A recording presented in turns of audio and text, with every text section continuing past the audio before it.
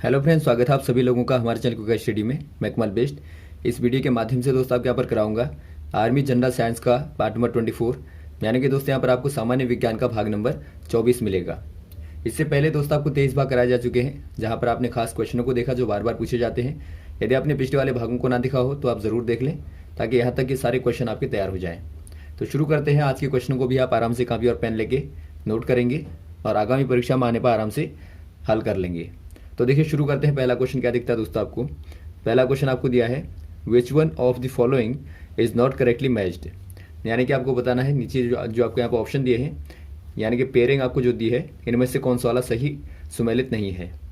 पहला आपको दिया है दोस्तों बैक्यूरल, और यहाँ पर आपको मिलान किया गया है रेडियो एक्टिविटी। यदि आप बैक्यूरल की बात करें दोस्तों, बैक्यूरल के द्वारा क्या दिया गया था, इनके द्वारा ही दोस्तों रेडियो एक्टिविटी की खोज की गई थी, यानी कि रेडियो एक्टिविटी दोस्तों यहाँ पे बैक्यूरल नहीं बताई थी। तो ऑप्शन नंबर आपका ए वाला राइट है। वैसे आप सेकंड वाला देखेंगे दोस्तों, अलेक्जेंडर फ्लेमिंग। अलेक्जेंडर फ्लेमिंग के द्वारा क्या दिया गया था दोस्तों, इनके द्वारा यहाँ पर पहली एंटीबायोटिक वैक्सीन दी गई थी, पेनिसिलिन। तो पेनिसिलिन यहाँ पर आपको दिया गया है, तो बी वाला भी आपका राइट है।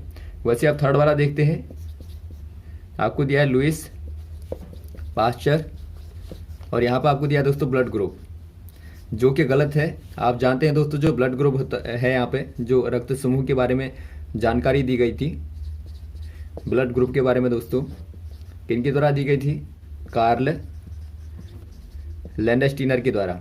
तो यहाँ पर आपका सी वाला रॉन्ग है। और लुई पास्चर ने क्या दिया था दोस्तों, लुई पास्चर के द्वारा यहाँ पर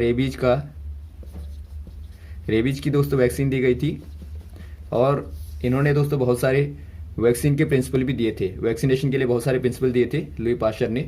तो यहाँ पर आपका सी वाला रॉन्ग हो जाएगा। और वैसे आपको यहाँ पर दिया दोस्तों विलियम हार्वे, और विलियम हार्वे ने क्या दिया था दोस्तों, ब्लड सर्कुलेशन के बारे में जानकारी दी थी, यानी कि रक्त के परिवहन की दोस्तों जानकारी दी थी। तो आपका डी वाला भी राइट है, केवल आपका सी वाला दोस्तों यहाँ पे रॉन्ग है। अगला क्वेश्चन देखिए दोस्तों, कौन आयोडीन की कमी से होने वाली बीमारी है, यानी कि आपको बताना है विच इज आयोडीन डेफिशिएंटी डिजीज। यहाँ पे देखिए दोस्तों, आयोडीन डेफिशिएंटी डिजीज आपको बताना है, यानी कि बीमारी आपको बतानी है। आपको मालूम होगा हमारे गले में दोस्तों एक ग्लैंड होती है जिसको आप कहते हैं थायराइड। और थायराइड ग्लैंड दोस्तों यहाँ पे देखिए मेनली इसका जो हार्मोन होता है आयोडीन के द्वारा बनता है। जो हार्मोन यहाँ पे होता है तो उसका प्रोडक्शन किससे होता है दोस्तों, आयोडीन के द्वारा होता है। तो यहाँ पर खास तौर पर दोस्तों गले के लिए आयोडीन चाहिए होती है। यदि आयोडीन की मात्रा कम होती है तो यहाँ पे एक प्रकार का रोग होता है जिसको आप कहते हैं दोस्तों गोइटर।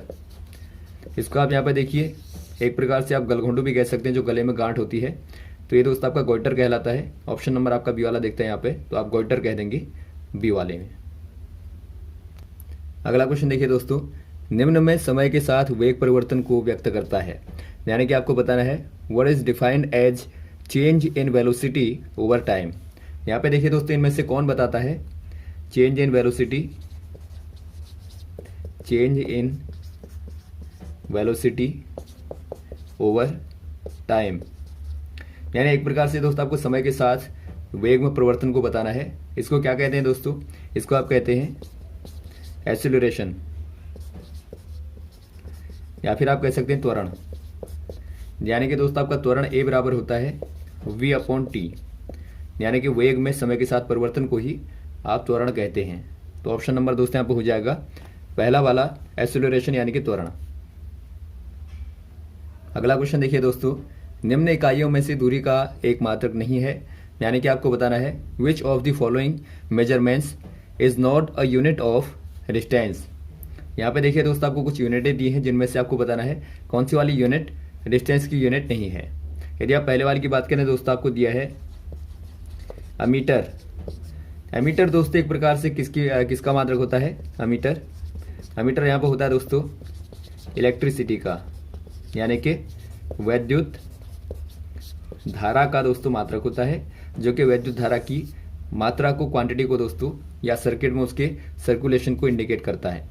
तो यहाँ पर आपका पहला वाला रॉन्ग हो जाएगा, जो कि दूरी का मात्रक नहीं है। तो पहला ही दोस्तों आपका आंसर हो जाएगा। वैसे आप यदि बात करें दोस्तों पारसेक की, तो पार्सेक दोस्तों क्या होता है, दूरी का सबसे बड़ा मात्रक होता है। आप ध्यान देंगे दूरी का दोस्तों जो सबसे बड़ा वाला मात्रक होता है, जो लार्जेस्ट यूनिट है दोस्तों डिस्टेंस की, वो पार्सेक की होती है। उसके बाद दोस्तों लाइट ईयर होती है, लाइट ईयर यानी कि प्रकाश वर्ष होती है। प्रकाश वर्ष दोनों का इस्तेमाल कहाँ पे किया जाता है दोस्तों, इनका इस्तेमाल किया जाता है खगोलीय दूरियों को मापने के लिए। खगोलीय दूरियां क्या होती हैं, जो एस्ट्रोनॉमिकल डिस्टेंस आप इनको कहते हैं। ये दोस्तों आपके यहाँ पर होती हैं जो ग्रहों के बीच की दूरियां होती हैं या तारों के बीच की दूरियां होती हैं, इनको दोस्तों आप एस्ट्रोनॉमिकल डेस्टिनेशन बोलते हैं। और वैसे अगला आपको दिया है दोस्तों क्यूबाइट। जो क्यूबाइट होता है दोस्तों, क्यूबाइट आपका यहाँ पर एक प्रकार का मात्रक ही है दूरी का, जो कि दोस्तों एक प्रकार से लीनियर डेस्टिनेशन को मेजर करता है। ये दोस्तों एक पुराना मात्रक है, यानी कि एंशियंट मात्रक है दोस्तों पूरा, जिसका इस्तेमाल करते थे बहुत सालों पहले, इसका इस्तेमाल किया जाता था। इसके तहत क्या आता है दोस्तों, जो हमारी एल्बो होती है यानी कि कोहनी होती है, वहाँ से लेके फिंगर तक की दूरी को आप कहते हैं 1 क्यूबाइट। और 1 क्यूबाइट इक्वल टू होता है अप्रोक्सीमेटली 18 इंच, यानी कि 18 इंच बराबर दोस्तों 1 क्यूबाइट होता है। और वैसे अगला आपको दिया एंगस्ट्रोम। एंगस्ट्रोम आपको मालूम होगा, एंगस्ट्रोम की बात करें दोस्तों, इसको आप दिखाते हैं A0 के द्वारा, यानी कि जो ऊपर से यहाँ पर लगा है ये दोस्तों एंगस्ट्रोम कहलाता है। तो ये बराबर क्या होता है दोस्तों, ये बराबर होता है 10⁻⁻10 मीटर, या फिर आप कह सकते हैं 0.1 नैनोमीटर। यानी कि एक एंगस्ट्रोम बराबर दोस्तों इतना होता है। और ये एक प्रकार से क्या मापता है दोस्तों, ये तरंग दैर्ध्य को मापता है, यानी कि वेवलेंथ को दोस्तों मापता है। जो वेवलेंथ होती है यहाँ से लेके यहाँ तक की लंबाई जो होती है, इसको दोस्तों मापने का कार्य करता है। अगला क्वेश्चन देखिए दोस्तों, ऑल एंजाइम्स आर, यानी कि सारे एंजाइम हैं। यदि आप बात करें दोस्तों एंजाइम्स की,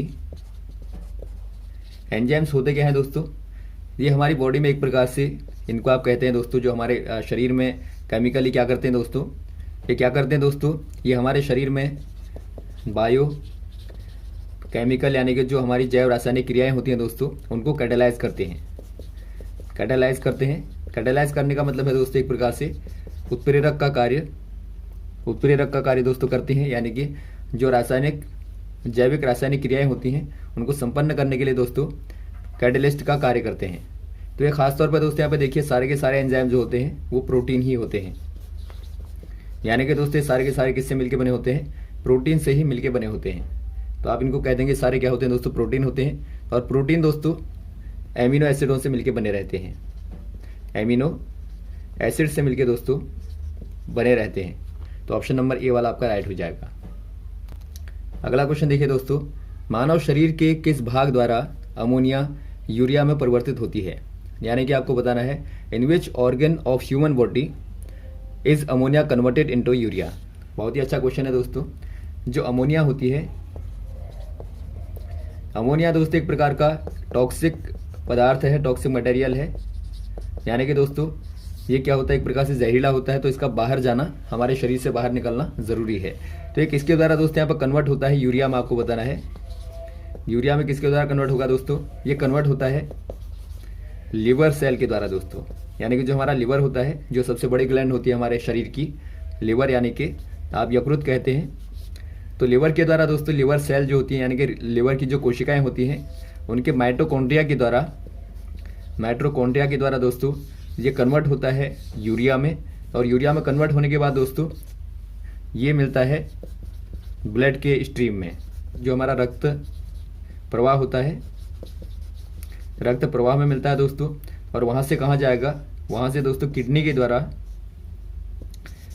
के द्वारा दोस्तों इसका दोबारा से फिल्ट्रेशन होता है, यानी कि फिल्टर होता है। और फिल्टर होने के बाद दोस्तों यूरिन में कन्वर्ट होता है। तो यहाँ पर आप ध्यान देंगे, ये क्वेश्चन बार बार आता है, यहाँ पर आप ध्यान देंगे जो अमोनिया होगा,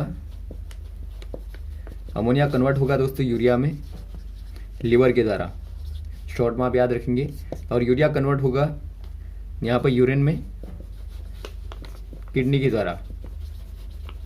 तो यहाँ पर ऑप्शन नंबर कौन सा हो जाएगा, बी वाला हो जाएगा दोस्तों, लिवर यानी कि यकृत। अगला क्वेश्चन देखिए दोस्तों, मशरूम दरअसल टेरेस होते हैं, यानी कि आपको बताना मशरूम आर एक्चुअली। यदि आप मशरूम की बात करें, मशरूम्स क्या होते हैं दोस्तों, आपने देखा होगा वाइट वाइट प्रकार के छत्ते यहाँ पर बने रहते हैं, बारिश के बाद खासतौर पर आप देखते हैं। ये दोस्तों यहाँ पे देखिए जो प्लांट्स होते हैं, यानी कि जो पेड़ पौधे होते हैं या एनिमल्स होते हैं दोस्तों, उनके जो ऑर्गन होते हैं, उनके जो पार्ट होते हैं, वो दोस्तों सड़ने के बाद में वहाँ पर एक प्रकार से आपको वाइट वाइट प्रकार के यहाँ पे मशरूम देखते हैं, छाते देखते हैं, जिनको आप मशरूम कहते हैं। तो ये मशरूम दोस्तों दरअसल होते क्या है, इनको आप कहते हैं कवक, यानी कि दोस्तों फंगी आप कहते हैं। ये दोस्तों एक प्रकार से क्या है, लिविंग ऑर्गेनिज्म है, यानी कि एक प्रकार से आप जैविक ही कहेंगे। और ये दोस्तों क्या होते हैं, एक प्रकार से कवक होते हैं, यानी कि फंगी होते हैं, यानी फंगी की श्रेणी में आप इनको रखते हैं। और इनमें दोस्तों क्लोरोफिल नहीं होता, यानी अपना भोजन दोस्तों ये स्वयं नहीं बना पाएंगे। तो यहाँ पर आप कह देंगे ऑप्शन नंबर कौन सा हो जाएगा, बी वाला हो जाएगा, फंगी। अगला क्वेश्चन देखिए दोस्तों, element is required by the human body for the hardening of bones and teeth. यहाँ पे देखिए दोस्तों, हार्डनिंग यानी मजबूत करने के लिए जो हमारी बोन्स होती हैं और जो टीथ होते हैं, इनको दोस्तों मजबूत करने के लिए यानी कि हार्ड करने के लिए कौन से वाले एलिमेंट की यानी कि तत्व की दोस्तों आवश्यकता होती है, आपको बताना है। आप जानते हैं दोस्तों, जो हमारी हड्डियां होती हैं उनमें से मोस्टली क्या पाया जाता है दोस्तों, उनमें पाया जाता है फास्फोरस, यानी फास्फोरस आप कह देंगे पी की दोस्तों हमारे बोन्स को यानी हमारे टीथ को दोस्तों रिक्वायर्ड होती है। तो यहाँ पर आप कह देंगे ऑप्शन नंबर बी वाला यहाँ पर राइट हो जाएगा, फास्फोरस दोस्तों ज़्यादा आवश्यक होता है। अगला क्वेश्चन देखिए दोस्तों, जैविक गैस व प्राकृतिक गैस का मुख्य तत्व कौन सा है, यानी कि आपको बताना है what is the main component of biogas and natural gas. यदि आप बात करें दोस्तों main component of biogas and natural gas, यानी दोस्तों आपको प्राकृतिक गैस और जो जैविक गैस होती है, जैविक और प्राकृतिक जो होती है दोस्तों, यदि आप जैविक के एग्जांपल लें दोस्तों तो आप गोबर गैस को ले सकते हैं, और वैसे आप यहाँ पे सीएनजी को दोस्तों प्राकृतिक गैस के तौर पे ले सकते हैं। तो यहाँ पर आपको बताना है इनका मेन जो कंपोनेंट होता है, यानी कि जो मेन दोस्तों तत्व होता है वो कौन सा वाला होता है, आपको बताना है। ये दोस्तों आपका मेन लेन में होता है मीथेन, और बाद में आपके प्रोपेन होता है दोस्तों, होता है, लेकिन मेनली आपका मीथेन होता है। तो यहाँ पर आप कह देंगे मीथेन दोस्तों यहाँ पे सर्वाधिक होता है। तो ऑप्शन नंबर कौन सा हो जाएगा, ऑप्शन नंबर आपका बी वाला हो जाएगा, मीथेन। वैसे आप बात करें दोस्तों जो एलपीजी होती है या जो लाइटरों में भरी जाने वाली गैस होती है, वहाँ पे दोस्तों मेनली क्या होता है, मोस्टली ब्यूटेन होता है। तो यहाँ पर आप ध्यान देंगे इनमें दोस्तों ब्यूटेन होगा और यहाँ पर आपका मीथेन होगा। अगला क्वेश्चन देखिए दोस्तों, पीसीआर एक प्रक्रिया है जो डैडेस की कापी बनाती है, यानी कि आपको बताना है पीसीआर, यानी इसका फुल फॉर्म भी आपको यहाँ पे दिया है दोस्तों, PCR is a technique to make copies of. पहले आप समझेंगे दोस्तों पीसीआर क्या होता है। पीसीआर दोस्तों आपका फुल फॉर्म होता है पॉलीमेरस चेन रिएक्शन। इसके तहत क्या होता है दोस्तों, यह एक प्रकार की टेक्निक होती है, यानी इसके द्वारा दोस्तों यहाँ पे देखिए लेबोरेटरी में आप कहेंगे it is a technique used to amplify DNA sequence, यानी कि जो डीएनए की सीक्वेंस होती है दोस्तों उसको एम्पलीफाई करने के लिए यानी उसको बड़ा करने के लिए दोस्तों इस्तेमाल की जाती है पीसीआर टेक्निक। ये दोस्तों एक प्रकार की लेबोरेटरिकल टेक्निक है, इसका इस्तेमाल यहाँ पे किया जाता है डीएनए को एम्पलीफाई करने के लिए। तो यहाँ पे दोस्तों आपको दिया है देखिए ऑप्शन नंबर ए वाला, डीएनए यूजिंग लिविंग सेल, यानी दोस्तों यहाँ पे यूज़ किया जाता है लिविंग सेल का।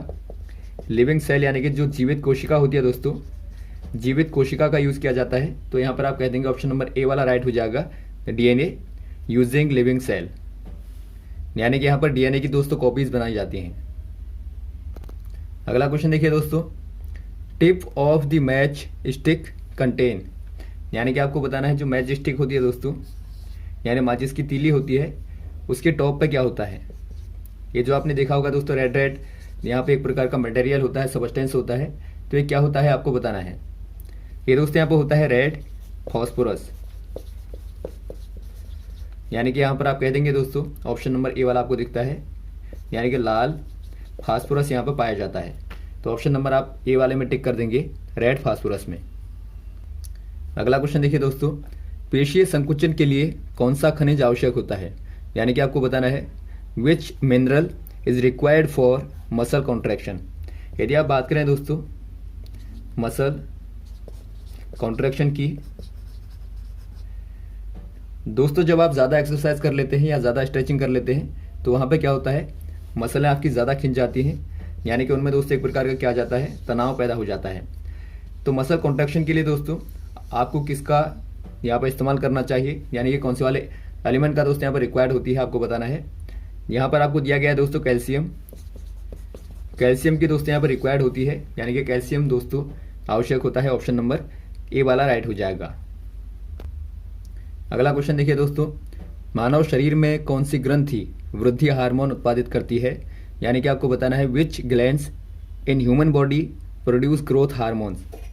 यदि आप बात करें दोस्तों ग्रोथ हार्मोन की, तो ह्यूमन बॉडी में कौन प्रोड्यूस करता है दोस्तों, ये प्रोड्यूस करता है जो आपके यहाँ पर ऊपर माइंड में होता है, यानी कि जो हमारे सर में होता है दोस्तों, हेड में होता है, एक ग्लैंड होती है, इसको आप कहते हैं पिट्यूटरी, यानी कि दोस्तों आप इसको हिंदी में कहते हैं पीयूष ग्रंथि, पीयूष ग्रंथि कहते हैं दोस्तों।